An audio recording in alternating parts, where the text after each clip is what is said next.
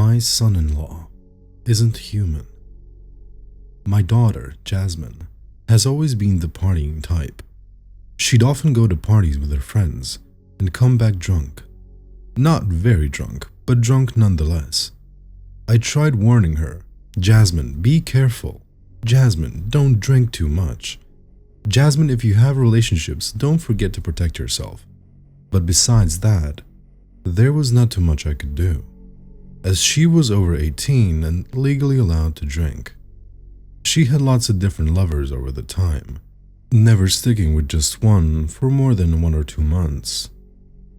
Then suddenly she began acting very strange. She would not go to parties. She stopped drinking. She would avoid being close to me and even leaving her room too much. One day she came to me when I was doing laundry. I could smell her nervousness, but I think I was kind of expecting something like this to happen eventually. She approached me carefully and said, stuttering, "Mom, I'm pregnant." I took a deep breath and turned the laundering machine off. "Well, Jasmine, I hate to say I told you so, but I told you so.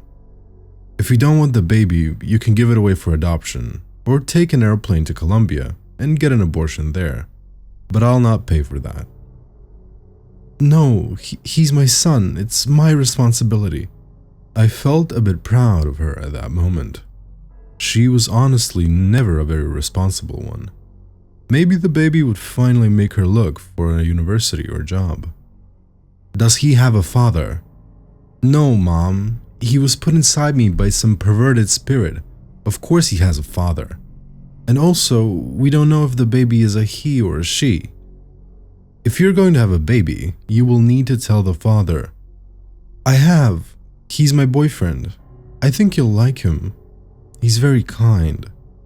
And very careless, too. Look, Mom, it was my fault, too. I didn't protect myself. I was preparing the dining table when we heard the doorbell. I could see she was as nervous as when she told me that she was pregnant. "I'll go open the door, Mom," she said, and she quickly left the dining room. Not long after, I heard the door opening, 2 pairs of feet walking, and then Jasmine and her boyfriend entered the dining room. He was a very elegant man, seemed to be in his early 40s, with short, very well taken care of hair, a short, well-trimmed beard, and a bright white suit with a red tie. He also wore a white fedora hat with a red ribbon on it. "Greetings, Mrs. Anna. I'm Roberto Rosa," he said, extending his hand. I could see even under the suit the muscles in his arm. When we shook hands, he smiled gracefully. I immediately felt this man would be the perfect husband material for Jasmine. "Please sit with us. I'll serve the dinner," I said, as I went to the kitchen. I took a deep breath as soon as I got out of sight. That man was gorgeous. I knew I should not be feeling like this with my son-in-law, but he was just so enchanting. I had not felt that way for years, as my husband Jonas died. I went back to the dining room carrying a pot of codfish, which had always been my best dish. I served them the food, but as much as I tried, I could not avoid looking at him. I sat opposite of them on the table and asked, "So, how did you two meet?" "Mom, remember that party on Letitia's boat on the Simole's River? I met Rob there," my daughter told me. "I thought that party was just for students of the university." "Well, I am a student. A post-graduation student, I mean." He smiled, looking at me. I looked at the wall to avoid looking at him directly. "So, are you a nurse like Jasmine will be?" "Actually, I'm a cytologist. I'm doing my post-graduation on cytology." "I'm sorry, but what is that?" I felt so dumb when I asked that, but he only giggled kindly. "Don't worry. Almost everyone doesn't know what it is. We study cetacea. You know, dolphins, whales, porpoises. These are truly enchanting creatures. It's hard to believe he's already in post-graduation, right? My daughter said and laughed. They kissed, smiling. I thought you were in your early 40s, I said. Damn, I look old, he laughed. I'm only 29, but I think this suit sometimes makes me look older. We spent the next several hours talking. Roberto was truly an enchanting man, almost a dream come true. Every Friday I invited him to come dine with us. At first I was trying to fool myself I was just getting to know more about my son-in-law, but I could not trick myself. I craved him. I sometimes saw my daughter watching with strange eyes when we talked to each other. I hoped so much she would not notice how much I liked being near him, but she never said anything. One day, 6 months into the pregnancy, I was preparing the dinner when I heard a knock on the door. Jasmine was still in university, so I went to see who it was.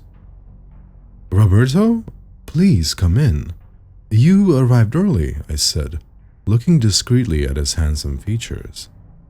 I didn't have class today, so I decided to come early, he said, and I made way for him to pass.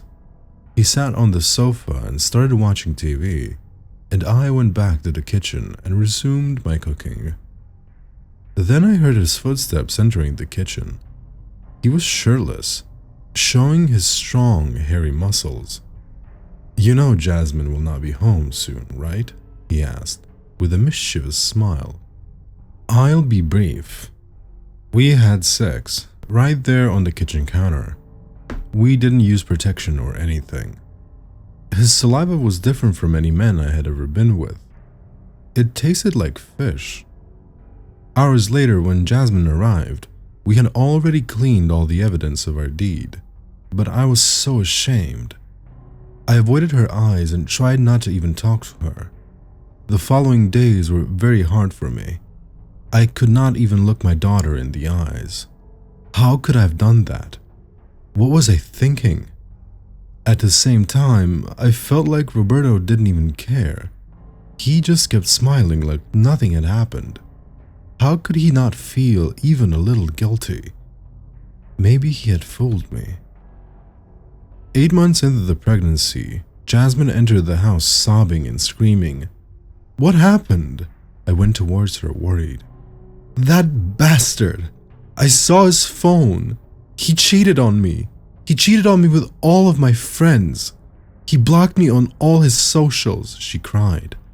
I knew he was not above cheating, but that surprised me. I decided I would confront him. How could he do this to Jasmine? But things only got stranger from there. I contracted all universities in the region. Not a single one of them had a student called Roberto Rosa. I contacted all of Jasmine's friends. No one knew where Rosa lived. It was as if he was a ghost. I thought on asking my daughter to sue him, but I feared that he would tell her what we did. But luckily I still had a clue. His nice bright white suit, that was a Fugaccio suit. And my former father-in-law was the manager of one of the Fugaccio stores. I went there and asked if there was a client who always bought white suits. He gave me the address of Rogero Botto, the real name of Roberto Rosa. When I got to the address, I found out it was a small rundown shack near the Solimo's River. I hid behind my car watching. I saw Roberto, or Rogero, whatever you want to call him. He was leaving his house, then he removed his clothes, threw them on the ground and jumped naked into the river. I ran towards the edge of the river, but I didn't see him anywhere. The only thing I saw was a pink dolphin playing on the water some meters away. 9 months into the pregnancy, I drove Jasmine to the hospital. I was waiting outside the operation room, eager to see my grandson, when one of the doctors called me into the room. He seemed terrified. When I entered, I saw my daughter. She was complaining, "Let me see my baby." Then one of the doctors was saying, "Wait, we'll show you as soon as we check his vitals." The doctor who called me led me into a separate room where he was holding the baby, but it wasn't a human baby. That was a pink dolphin, making the classic dolphin sound. But that's not the worst part. The worst part was discovering I was also pregnant 1 week later.